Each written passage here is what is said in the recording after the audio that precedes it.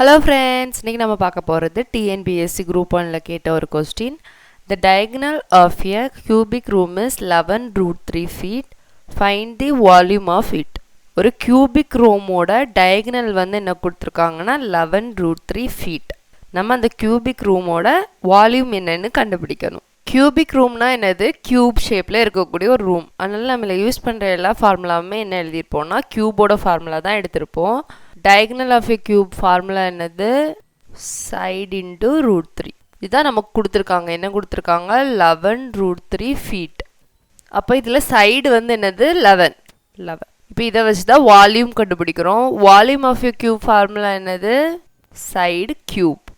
அப்ப என்னது? 11 cube. 11 ஸ்கொயர்னா என்னது? 121 into 11. இது என்ன வரும்? 1. இந்த 1 அப்படியே போடணும். ஃபர்ஸ்ட் இந்த ரெண்டே ஆட் பண்ணி போடணும். 3. அப்புறம் இந்த ரெண்டே ஆட் பண்ணி போடணும் 3. இப்போ ஆன்சர் என்னது?